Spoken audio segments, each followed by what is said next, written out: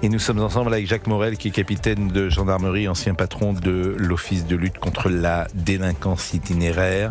L'information évidemment principale de ce milieu d'après-midi, un corps a été découvert, identification en cours, et on craint évidemment le pire dans cette affaire et dans cet enlèvement, la disparition de la petite Layana. Est-ce une faillite judiciaire? On va pouvoir s'interroger, mais on va évidemment attendre les informations qui pourraient venir du Gers ces prochaines minutes. 16h, 18h. Pascal Praud sur Europe 1. Bonjour Monsieur Morel. Bonjour monsieur. Et merci d'être avec nous. Je vais vous demander de vous rapprocher du micro. Nous parlerons de la disparition de Layana. Est-ce une faillite judiciaire? Elle met en lumière toute une série de dysfonctionnements, la lenteur des procédures, le mauvais fonctionnement administratif, la mauvaise information des précédentes victimes. Nous sommes sans nouvelles évidemment de Layana, cette collégienne de 11 ans, disparue depuis vendredi dernier. Est-ce que lorsque vous avez appris ces dysfonctionnements, est-ce qu'ils vous ont étonné? Alors ils m'ont un peu étonné, si vous voulez, parce que j'étais mal habitué. J'ai travaillé pratiquement uniquement en région parisienne avec des parquets, des tribunaux relativement importants dans lesquels il y avait suffisamment de magistrats pour s'occuper des dossiers. Là, ce qui m'étonne, si vous voulez, c'est que on est confié à une brigade territoriale une enquête criminelle, puisque un viol sur mineur, sa vocation à passer devant une cour d'assises. Et j'ai trouvé que confier une enquête comme ça à une brigade territoriale, c'était pas du tout de quelle enquête adapté. Vous parlez? De quelle enquête? Le dossier initial, si vous voulez, qui fait que ce monsieur aurait dû être en détention. Oui. Que ce monsieur aurait dû être en détention. C'est ça qui a été ma première surprise, si vous voulez. Donc on rappelle qu'en août 2025, visiblement, il y a une plainte. Dans la région de Toulouse. Exactement. C'est sans doute la mère de la victime qui vient avec sa fille. Exactement. Il y a une constatation de lésions vaginales et anales. Médico-légales, psychologue. Et manifestement, dans cette plainte, un suspect est désigné par la famille. C'est ça, tout à fait. Et ce suspect, qui est donc Jérôme B, ne sera jamais entendu. Il aurait été entendu, paraît-il, ces prochaines heures. Si il n'y avait pas eu ce qui s'est passé, il aurait été entendu dans le cadre de la garde à vue. Tout à fait. Alors c'est ça qui me surprend, si vous voulez. Oui, mais c'est l'affaire initiale. Je suis d'accord avec vous, ça vous surprend, mais nous, ça nous surprend encore davantage. Bien sûr. Mais comment, au-delà de la surprise, comment on peut l'expliquer? Qu'est-ce qui fait que pendant 6 mois, si par exemple moi j'entre demain dans un commissariat de France, il y a beaucoup de gens qui doivent nous écouter, j'entre demain dans un commissariat de France, je dis telle personne, je pense, a violé ma fille ou ma petite fille qui a 11 ans et je peux vous faire constater ces lésions anales et vaginales. Ce qui m'étonne, c'est que la police, immédiatement, dans les 24 heures, ne va pas vérifier si ce que je dis est vrai ou pas. C'est ça qui m'étonne. Et je voudrais savoir pourquoi. Alors, il se trouve que la maman et la fillette se sont présentées dans une unité de gendarmerie de la région de Toulouse. Donc, c'est pas dans le découpage administratif français, c'est pas dans le même département. Toulouse est en Haute-Garonne. Les faits tels qu'ils ont été dénoncés se trouvent dans le Gers. Je suis bien d'accord avec vous, mais il y a le téléphone entre Toulouse et le Gers. Oui, alors le procureur de la République, si vous voulez... Parce qu'on n'est pas sur une petite affaire. Je vous assure, si ce n'est que parce que Toulouse est dans un département et la ville de Florence dans un autre, j'ai du mal à comprendre le fonctionnement, mais même au-delà de tout ça, le fonctionnement simplement humain. C'est-à-dire que vous entrez c'est dans une unité de gendarmerie, dites-vous. Qui pilote cette unité de gendarmerie? Il y a un officier qui commande une compagnie ou une brigade, ça dépend de la taille de l'unité. Je ne sais pas quel est le grade. C'est l'adjudant-chef. Adjudant-chef, ou maintenant il y a des officiers. Si c'est des grosses brigades, il peut y avoir des lieutenants ou des capitaines. Donc j'essaye toujours de comprendre vraiment comment ça peut se passer. Ouais, donc il y a une personne, quand même, les gens se parlent, j'imagine, disent tiens, qu'est-ce qui s'est passé aujourd'hui? Une personne est venue nous parler d'un viol. Et personne ne bouge. Si, monsieur, ça bouge. Je vais vous expliquer, si vous permettez. On n'est pas en flagrant délit. C'est une affaire. Les faits qui viennent d'être dénoncés sont des faits qui sont déjà un petit peu anciens. Donc, il n'y a pas d'enquête de flagrant délit. C'est un dépôt de plainte dans un commissariat ou dans une gendarmerie. Il se trouve qu'effectivement c'est dans une gendarmerie. C'est une plainte quand même circonstanciée avec des détails de la maman et de la fillette qui laissent à penser que les faits sont vérifiables ou vérifiés. Et ensuite, le procureur de la République ou le substitut de la République est informé de cette plainte qu'ont pris les gendarmes. Bon. Mais c'est pas une priorité. Vous comprenez le sens de... Bah non, c'est pas une quand on n'est priorité. pas en flagrant délit, monsieur le procureur peut... Ah, il n'est pas de procureur. J'ai été. Oui. Voilà, moi j'ai connu comme ça. Ah oui, mais en fait, oui, j'ai été procureur aussi. Oui. Mais non, il n'y a pas besoin d'enquête administrative pour comprendre qu'il y a eu une négligence, qu'il y a eu des conséquences dramatiques. Vous avez raison. À partir du moment où il y a une plainte pour viol sur une mineure, on l'attend pas, comme a dit la procureure, je l'ai entendu. Elle a dit il faut d'abord rassembler un certain nombre d'éléments et à la fin, non, on a un prédateur qui est en liberté, on a une plainte qui est caractérisée par des examens médicaux, on va le chercher tout de suite et on le met en garde à vue tout de suite. Moi, j'ai toujours procédé comme ça. Et j'entendais, alors ce qui me met un peu en colère, c'est que j'entendais dans ma voiture en arrivant ici, déjà les syndicats de magistrats, l'USM, qui est le syndicat principal des magistrats, avancé comme prétexte, comme excuse, le fait qu'on manque de moyens. La justice manque de moyens. Mais enfin, le fait de saisir une brigade territoriale, vous vous rendez compte d'une affaire criminelle aussi grave, c'est un manque de discernement de la part du procureur. On saisit immédiatement la section des recherches, vous êtes d'accord, qui a les moyens d'investiguer, non pas une BT, une brigade territoriale.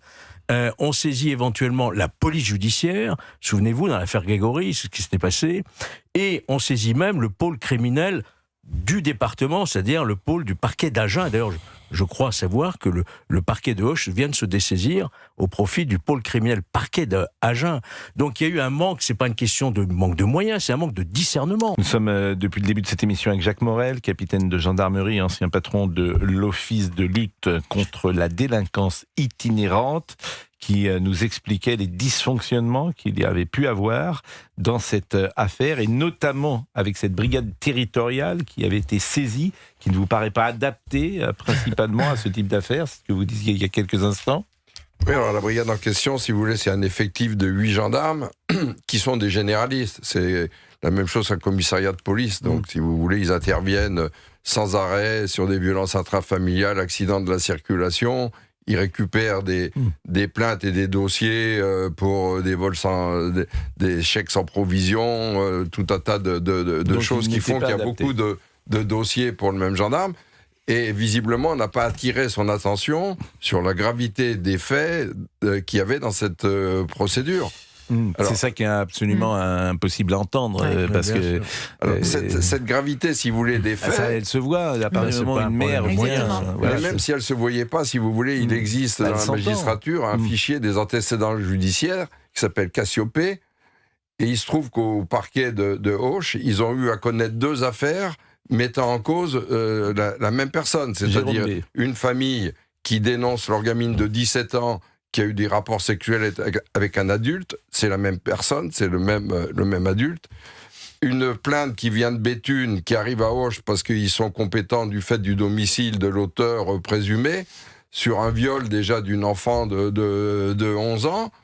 C'est classé sans suite parce qu'on estime qu'il n'y a pas assez d'éléments dedans, mais ça veut dire qu'il y a 2 inscriptions au moins dans ce fichier qui auraient dû éclairer les magistrats sur le fait que cette enquête devait être traitée en urgence et confiée à une unité de recherche, à des spécialistes et non pas une brigade. Les gens, ils comprennent mal ce que vous expliquez, c'est bien normal, parce qu'ils ne sont pas au fait comme vous.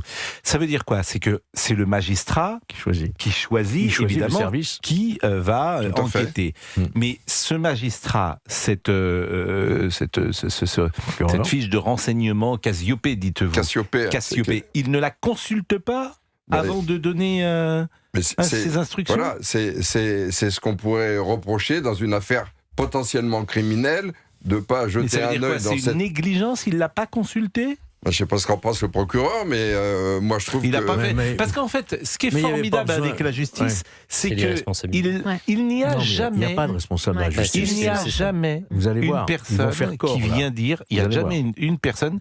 Il y a des enquêtes administratives, j'imagine, mais on ne sait jamais qui a pris la décision. Par exemple, est-ce qu'on va savoir quel est le magistrat qui a choisi de désigner, en l'occurrence, cette brigade territoriale qui n'est pas adaptée? Manifestement, c'est le parquet. Le parquet, c'est un et indivisible. Mais le parquet, c'est une personne. Il y a procureur. Non, c'est pas une personne, c'est un procureur et des substituts. Il doit y avoir peut-être à Hoche 4 ou 5 substituts. Il y a bien quelqu'un qui décide. Oui, mais c'est un et indivisible, le parquet, donc c'est la responsabilité du parquet. Mais je ne vous dis pas officiellement. Dans la vraie vie, il y a bien une personne qui décide. Admettons que ce soit le substitut. Il y a bien une personne qui ne regarde pas admettons que ce soit le substitut de permanence qui a reçu cette procédure, qui n'a pas regardé, etc. Mais normalement, il doit informer son chef de parquet de la procédure criminelle. Il ne décide pas tout seul. C'est donc le parquet, c'est le chef du parquet qui a une responsabilité directe là-dessus. C'est incontestable.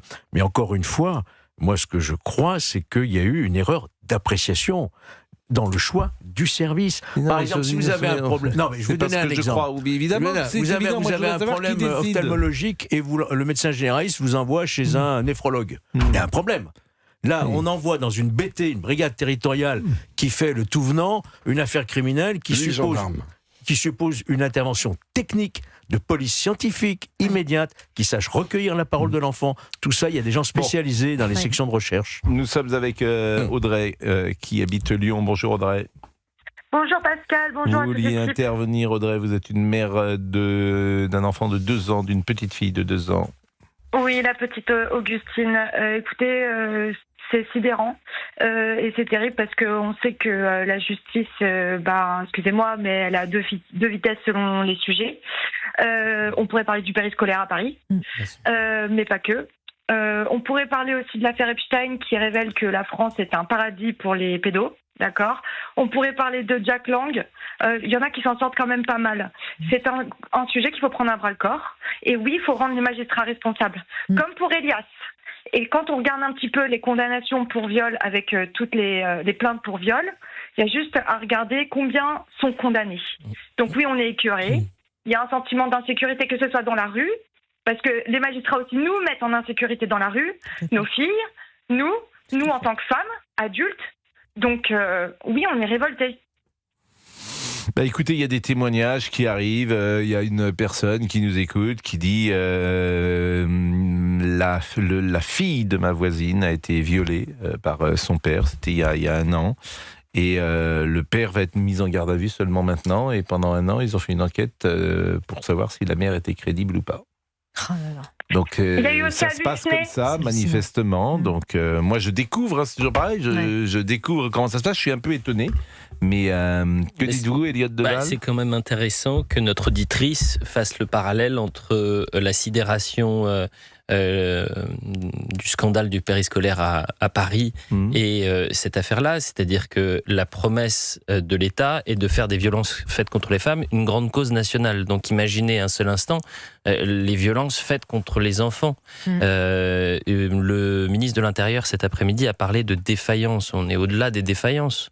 Et il y a une enquête administrative, et ça, c'est plutôt rassurant quand même face à un tel échec, c'est qu'il y a une enquête administrative qui va lier, et c'est peut-être une première, et le ministère de l'Intérieur, pour savoir du côté de la gendarmerie qu'est-ce qui a failli, et du côté du ministre de la Justice. Et les deux vont piloter cette enquête. Mais on est au-delà d'une défaillance, je crois, quand vous avez un enfant qui est violé avec, en plus, si vous voulez, des éléments très concrets, puisqu'il y avait finalement une enquête médicale, entre guillemets.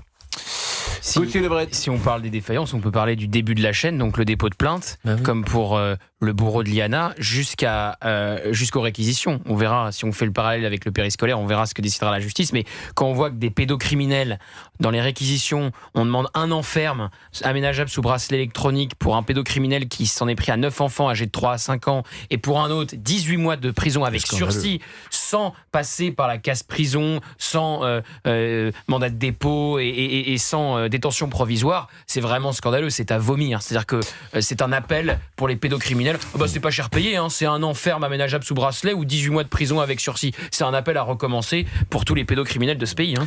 Je remercie Monsieur Morel, capitaine de gendarmerie, ancien patron de l'office. Général de gendarmerie.